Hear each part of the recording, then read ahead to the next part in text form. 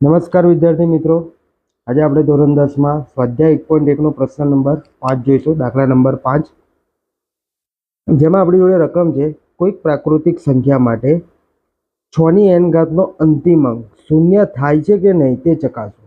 બરોબર, એટલે અહીંયા શું કહે છે કે 6ની n ઘાત હોય કોઈ પ્રાકૃતિક સંખ્યા માટે 6ની n ઘાતનો અંતિમ અંક શૂન્ય હોય છે કે નહીં તે ચકાસવાનું. બરોબર, તો મિત્રો આપણને ખબર છે સૌપ્રથમ તો કોઈ સંખ્યાનો અંતિમ અંક 0 ક્યારે હોય? બરોબર, ક્યારે થાય? જ્યારે તે સંખ્યા 5 તેમજ 2 વડે વિભાજ્ય હોય તો જ. બરોબર, 0 ક્યારે આવે? એ 5 અથવા 2 વડે વિભાજ્ય હોય તો જ થાય. તો લખશું આપણે કે અહીં જો કોઈ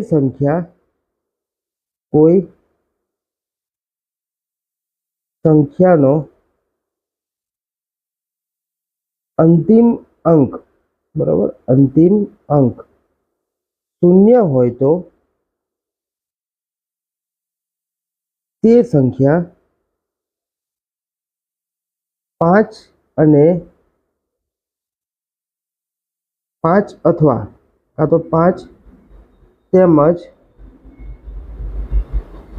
2 વડે વિભાજ્ય હોય. સમજ પડી મિત્રો? જેમ કે 100 હોય તો એના ભાગ કરો, બરોબર, તો ક્યારે થાય? તો કે આપણે આ રીતે નહીં, ભાગાકારની રીતે નહીં, અવયવ પાડીએ. 100 છે તો 2 × 50, બરોબર, 2 × 25, 5 × 5 = 25. એટલે કાં તો 2 હોય કાં તો 5 હોય, અથવા 2 અને 5 બંને વડે વિભાજ્ય હોય. બરોબર, જેમ કે 10 છે તો 2 × 5 = 10, 20 છે તો કે 2 દાન 10, બરોબર, અને 2 × 5 = 10. એટલે 5 તેમજ 2 વડે શું હોય? વિભાજ્ય હોય. બરોબર, એના અવયવો શું આવે? 5 અને 2 મળતા હોય. તો અહીંયા આપણને કીધું છે કે 6ની n ઘાતમાં શૂન્યનો અંક હોય કે નહીં તે ચકાસવાનું છે. હવે આપણે અહીંયા 6ના અવયવ પાડી જોઈએ તો જોઈએ કે અહીં લખશું આપણે કે અહીં 6ના અવયવો, ચલો 6ના અવયવો શું થાય? તો કે 6 છે એટલે કેટલા થાય? 2 × 6. બરોબર મિત્રો, એટલે આપણે અહીંયા શું હતું? તો 6ના અવયવો 2 અને 3 જ મળે. બરોબર, એ સિવાય બીજું કંઈ મળે નહીં. એટલે કે શિક્ષણના અવયવો કેટલા થાય? તો 2 × 3 એની n ઘાત થાય. તો અહીંયા સાદું રૂપ આપીએ તો શું થાય? કૌંસની ઘાત છે n, તો કૌંસના દરેક સભ્યોની પણ n ઘાત થશે, એટલે 2ની n ઘાત × 3ની n ઘાત થાય. હવે તો અહીંયા આપણે શું લખશું? તો હવે મિત્રો કહો, અહીંયા 6ના અવયવો શું મળ્યા? 2 અને 3. પણ આપણને અહીંયા શું કીધું છે કે 0 ક્યારે હોય? જો 5 તેમજ 2 વડે વિભાજ્ય હોય તો જ શૂન્ય આવે. તો અહીંયા તો એ 5 આવતો જ નથી. બરોબર, તો લખશું માટે અહીં શિક્ષણના અવિભાજ્ય અવયવીકરણમાં 5નો સમાવેશ થતો નથી. માટે શું થશે કે કોઈપણ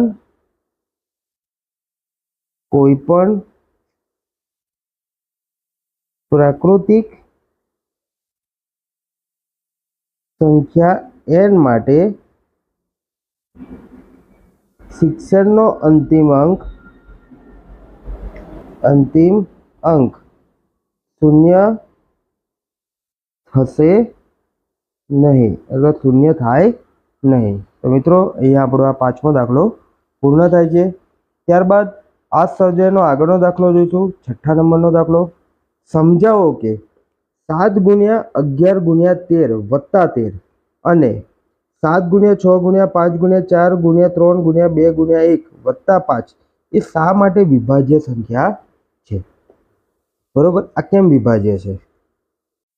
તો મિત્રો આપણે જોઈએ અહીંયા પહેલું તો આટલાનું ગણતરી કરીએ આપણે. તો લખશું અહીં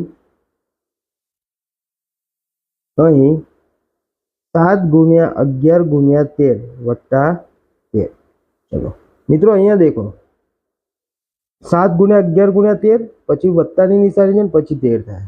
ઓકે, તો હવે આપણને ખબર છે કે આ બંનેમાંથી કોમન શું નીકળે છે? તો 13 કોમન નીકળશે. તો અહીંયાથી 13 કોમન કાઢી લઈએ એટલે શું વધ્યું? 7 ગુણ્યા 11. ચલો પ્લસ ના પ્લસ લખીએ તો 13 બહાર જતા રહે એટલે કેટલા વધ્યા? 1 વધ્યા. ઓકે, ચલો આગળ માટે 13 ગુણ્યા આગળનું કરીએ 7 ગુણ્યા 11 એટલે 77 વત્તા 1. હવે આપણે આગળનું પદ જોઈએ માટે 13 ગુણ્યા 77 વત્તા 1 એટલે કેટલા થયા? 78 થયા. 13 ગુણ્યા 78 હમણાં અવયવ પાડીએ એટલે શું થાય છે? 13 ગુણ્યા 78 ના અવયવ 78 કયા ગળ્યામાં? 13 છક 78 એટલે 6 ના અવયવ 2 ગુણ્યા 3 ગુણ્યા 13 આ રીતે મિત્રો. બરોબર, 78 છે એટલે કે 13 છક 78 અને 2 તરી 6 એ 13 2 અને 6 આના શું થાય? અવયવ થાય. તો અહીંયા આ બધાનો ગુણાકાર કેટલો થયો? તો કે 1014 થયો. બરોબર, આખો ગુણાકાર કેટલો થયો? 13 ગુણ્યા 13 ગુણ્યા 2 ગુણ્યા 3 એટલે કેટલો થયો? 13 થયો. આને હજુ તમારે લખવું હોય આગળ તો આ રીતે લખી શકાય કે 2 ગુણ્યા 3 ગુણ્યા 13 નો વર્ગ. બરોબર, તો આપણે નીચે લખી શકીએ આમ 1014 ને 2 ગુણ્યા 3 ગુણ્યા 13 ગુણ્યા 13 ને ગુણાકાર સ્વરૂપે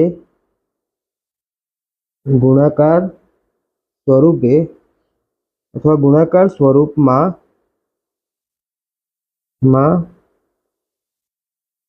દર્શાવી શકાય છે. માટે કેવી સંખ્યા છે? માટે વિભાજ્ય સંખ્યા છે.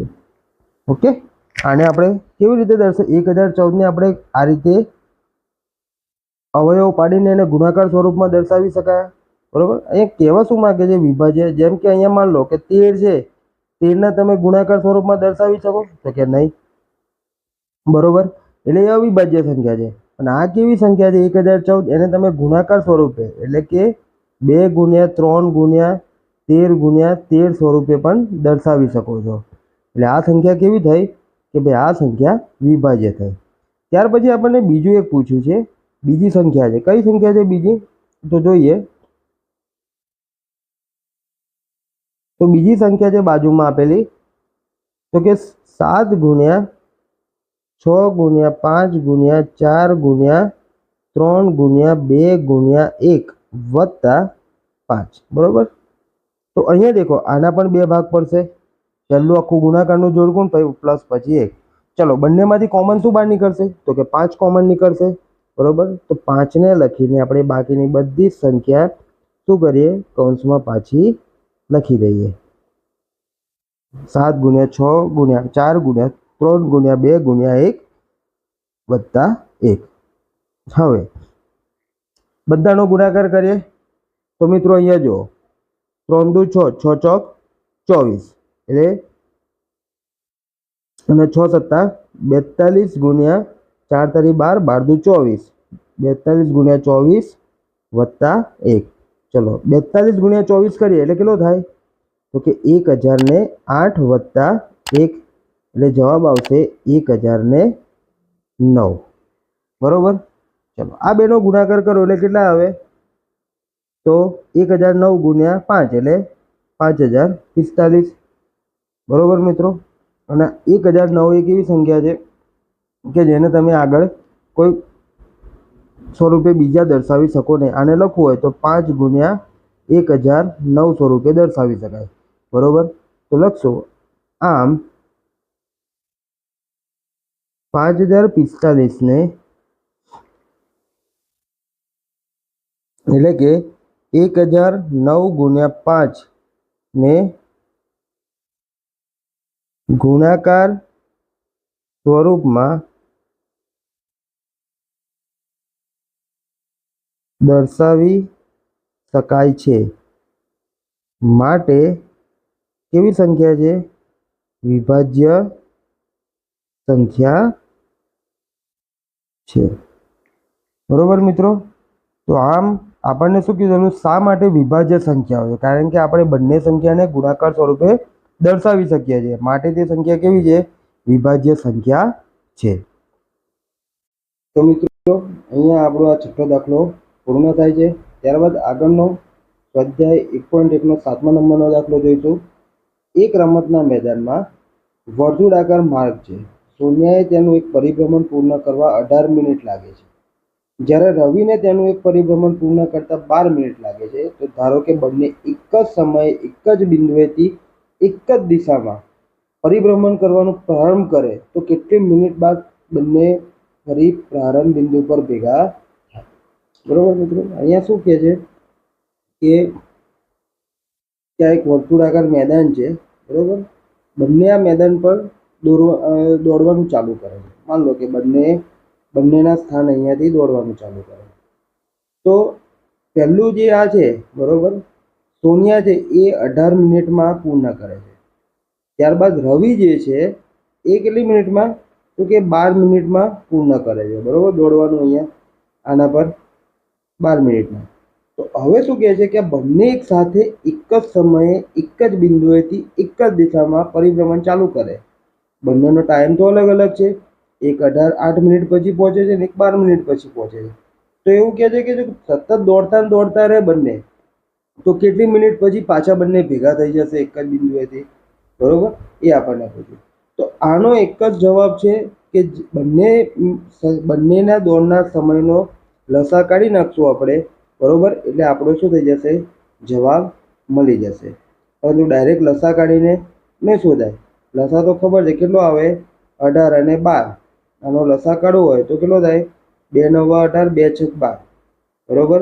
2 9 3, 3 ને 3 1, 3 ને 1 1, એટલે 3 3 9, 9 2 18, 18 2 36, 36 જવાબ 36 મિનિટ પછી ભેગા થાય. લસા આટલો આવે છે આ બંનેનો.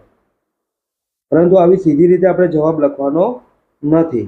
થોડુંક આમાં લખશું. કે શું લખીએ આપણે? તો શરૂઆત કરીએ કે અહીં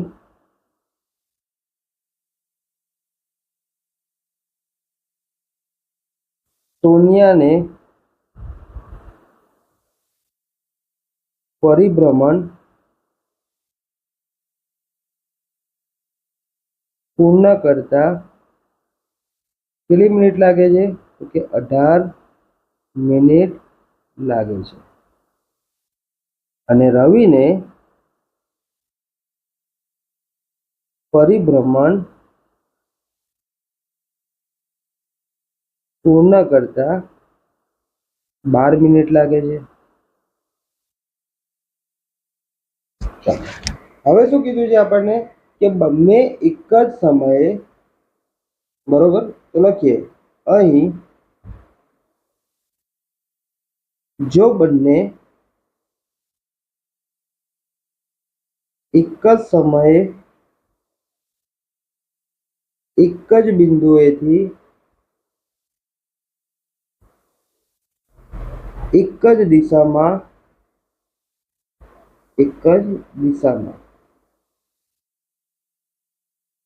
પરિભ્રમણ કરવાનું શરૂ કરે તો બંને 18 અને 12ના લસા જેટલી મિનિટ પર શું થાય? ભેગા. બંનેનો લસા કેટલો થાય? 12. એટલે 2 2 4 તારી 12. અને 18 નો લસા કેટલા થાય? 2 તરી 6 તરી 18, 2 2 3 અને 2 3 3. ચલો બંનેનો લસા કાઢીએ તો લસા બરાબર 12 અને 18 નો લસા કેટલો થાય? તો 2 ગુણ્યા 2 ગુણ્યા 3 ગુણ્યા 3, બરોબર. 9 ચોક 36, એટલે કેટલો આવશે આપણો લસા? 36 આવે. તો લખવાનું અહીં બંને 36 મિનિટ બાદ ફરીથી પ્રારંભ બિંદુ પર ભેગા થાય. મિત્રો અહીંયા આપણો 7મો દાખલો પૂર્ણ થાય છે. અહીંયા આપણે એવું છે કે જો આવી રીતના કોઈ દાખલા હોય કે ભાઈ આટલા સમય ચાલુ થાય છે, બરોબર, તો પછી કેટલા સમય પછી સાથે વાગશે અથવા સાથે ભેગા થશે કે સાથે રહેશે, આવા રીતના જે દાખલા હોય આ પ્રમાણેના, બરોબર, કે પછી કેટલા સમય પછી તે કાર્ય સાથે જ થશે, તો એમાં આપણે જેટલું બી વસ્તુ આપી હોય એનો સમયનો લસા કાઢી નાખીએ. એ લસાનો જે જવાબ આવે એ મિનિટમાં હોય, કલાકમાં હોય, કે સમય આપેલો હોય કે અંતર આપેલું હોય, એ જે જવાબ આવે એ આપણો શું થયું, પછી એટલા સમય પછી કેટલા અંતર પછી એ બંને શું થશે, એક સાથે ભેગા થશે અથવા એક સાથે વાગશે.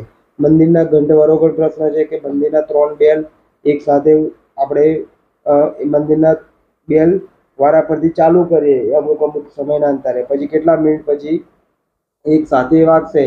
તો એમાં પણ આ રીતની પદ્ધતિથી તમે જવાબ મેળવી શકો છો. તો મિત્રો અહીંયા આપણું સ્વાધ્યાય 1.1 ના બધા જ દાખલા પૂર્ણ થાય છે. આભાર મિત્રો.